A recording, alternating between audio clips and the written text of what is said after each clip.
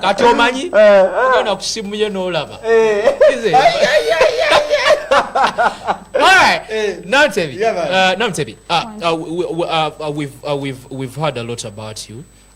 Basically Frodezia a profile agiyingidde munda agisensede okitegera, but I want you to share with these people okitegera those people that are watching and they don't know okitegera, but they would want to know okitegera at the same point. We are going to share with them a lot. It's going to be basically a question answer, right?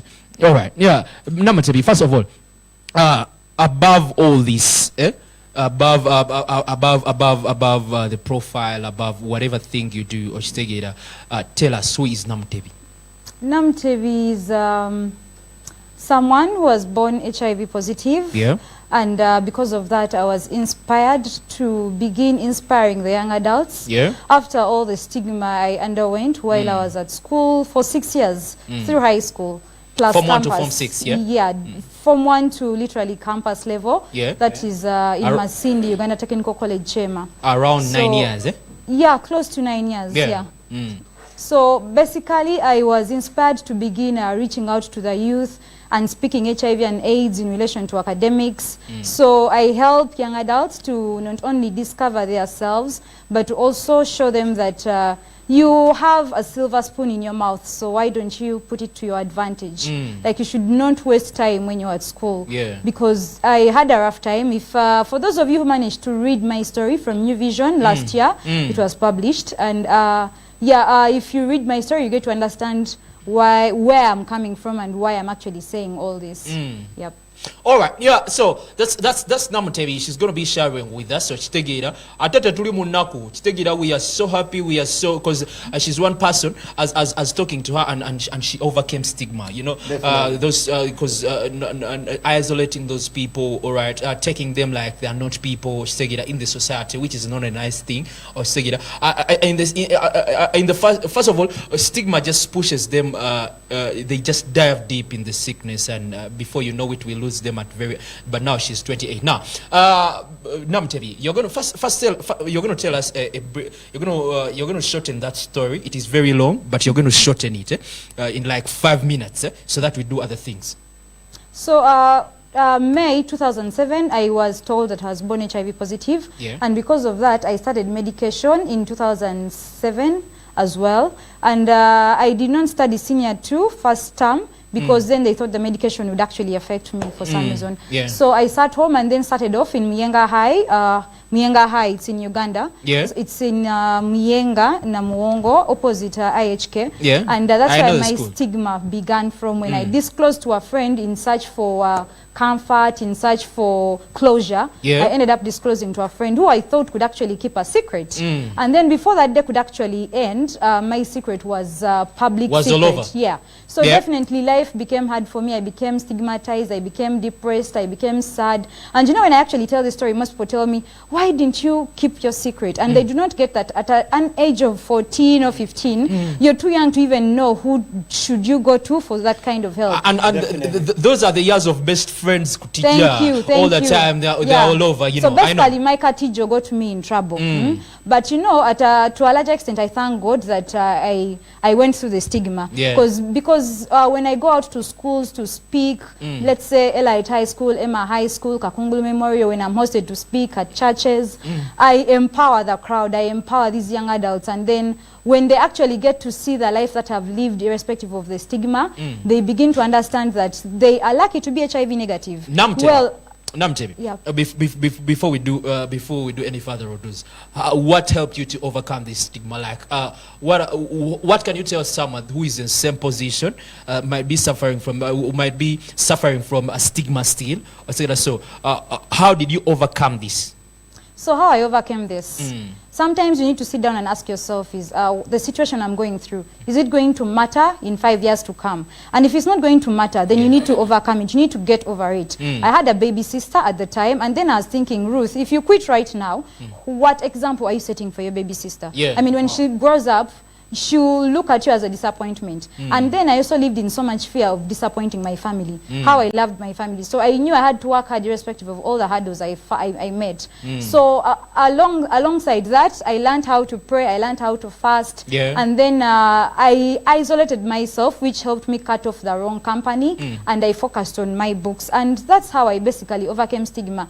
I am sometimes really good at minding my business. I'll probably know that, for instance, when I was in Uganda Technical College, Chema in Masindi, I used to hear people say things like, you know, when they would see me moving with a boy, immediately they would say something like, ha, gundino yasaze diro katutumulaba alieri.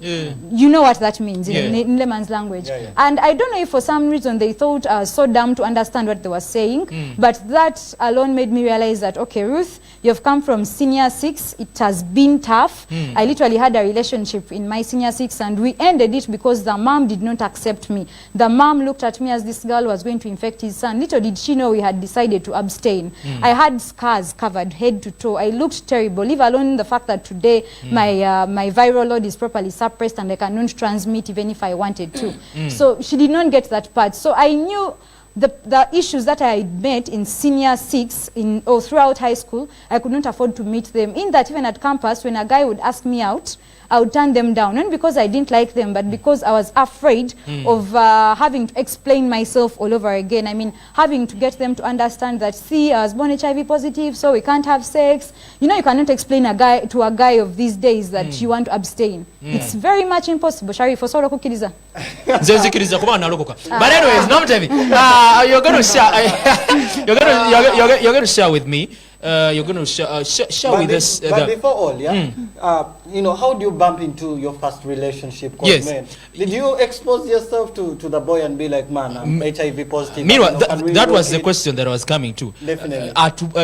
Want to share, to have a brief explanation of her relationships. Just 1, 2, 3, 4, 1, 2 minutes.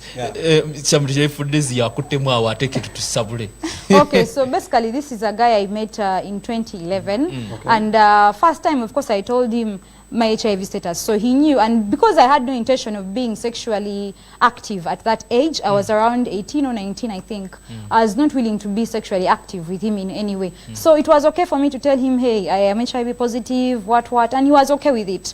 So we basically dated with no sex involved for a whole year until the mom discovered I existed, and you know, I looked like, yes, in Changinda. I looked terrible, leave alone the beautiful me today.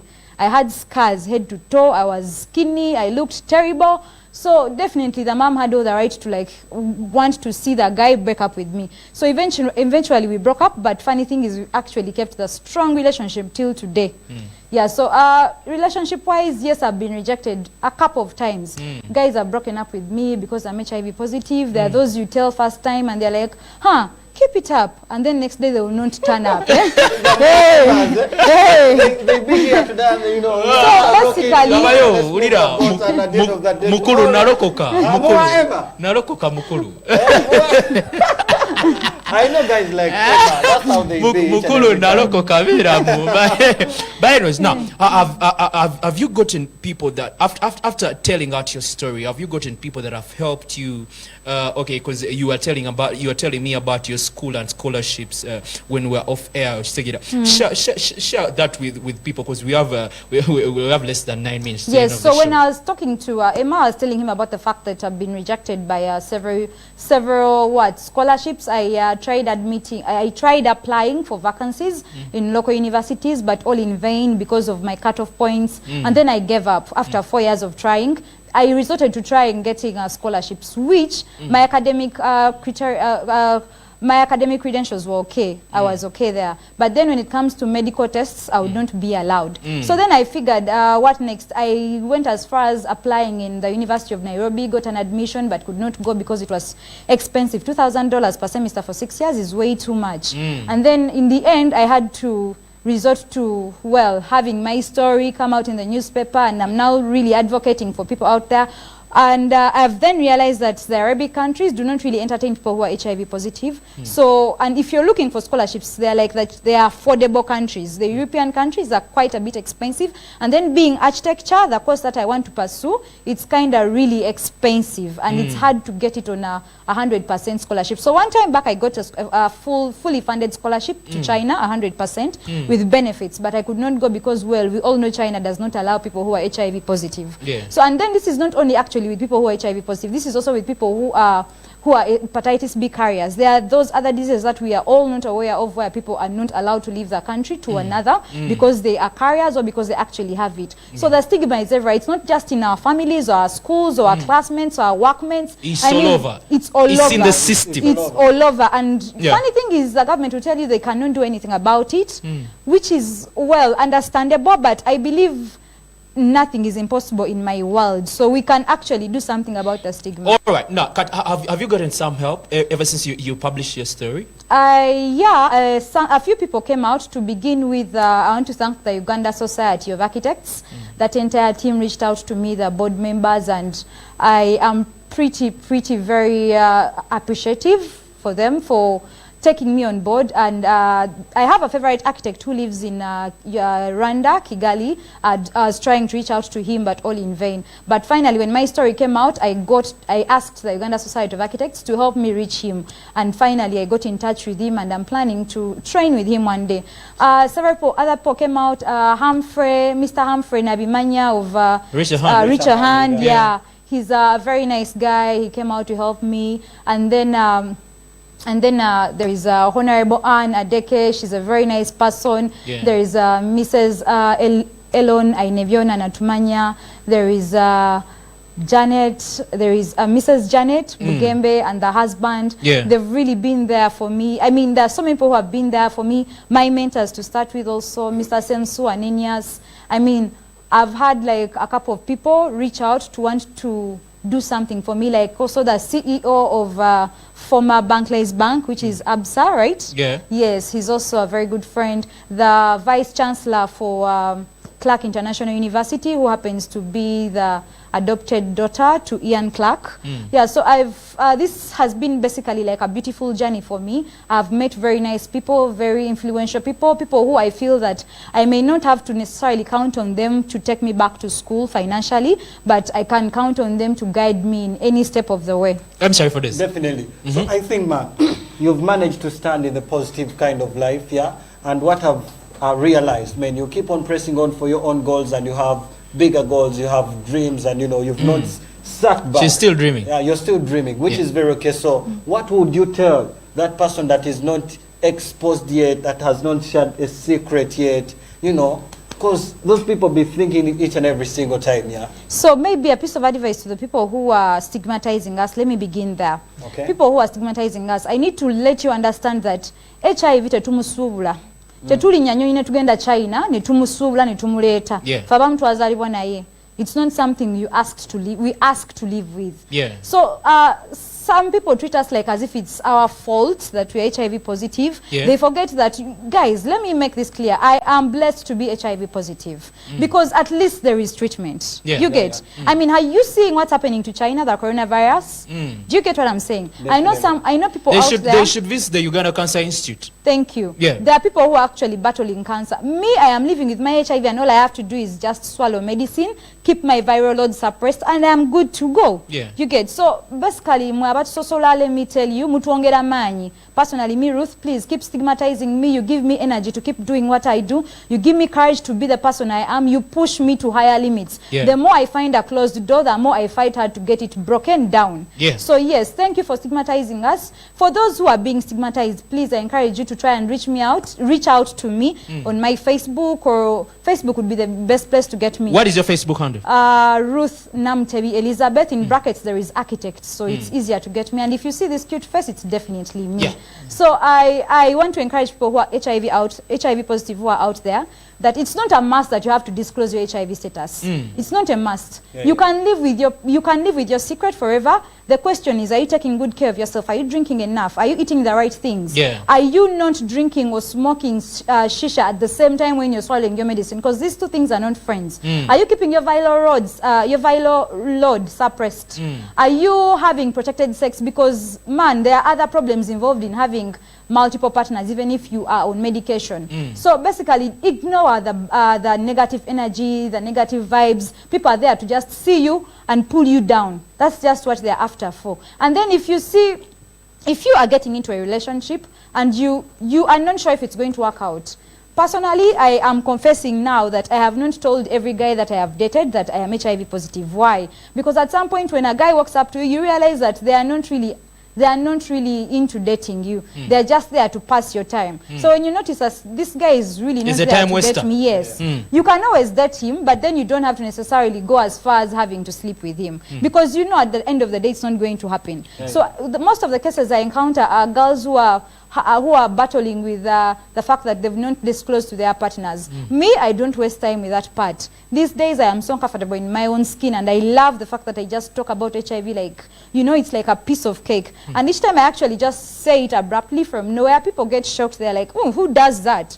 So it's, for me, I just want to encourage you, if you're HIV positive, it's not the end of the world. Being HIV positive is a good thing in a way that you are supposed to use the negative to rise above the rest. You are supposed to use that negativity, the stigma that you're getting, to be better at what you are.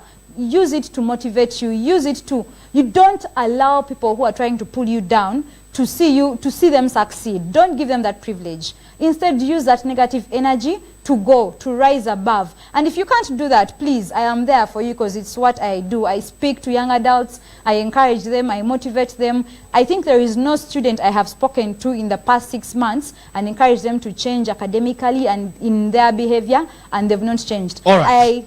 I'm so successful. I'm glad to give an example of one of the young adults I've mentored into having a relationship, but you don't have to necessarily have sex. You can always abstain, which is very rare these days, but I am successful when I actually encourage them to do so. Yeah. Wow. All right. Yeah, that's the beautiful story of Elizabeth Namutebi. It's not sad. It's not sad at all. Not at all. And I want to tell all the people, if it's all man, people that stigmatize people, these guys are human, and God still loves them so much. God loves them so much. So, man, you wouldn't want to see your sister being stigmatized, so man, check out yourselves, and God is love. The Bible says God is love. He loves us so much, and he loves everybody, irrespective of where you come from, irrespective of your background, rich, poor, no matter the status. He doesn't want to know. He loves you so much. But I want to tell you one last thing. If I tell you you're not yet born again, if I tell you you've not yet accepted Christ as your personal Lord and Savior, please better accept him, because, man, he's the way, the truth, and the life. He can turn down each and every situation, and everything will be nice. More M on Facebook, more Emma143, that's my Instagram. More _Emma, that's my Twitter handle. M share for this. Yeah. Tata Bakusango. Share for this across all the social media platforms. Yeah.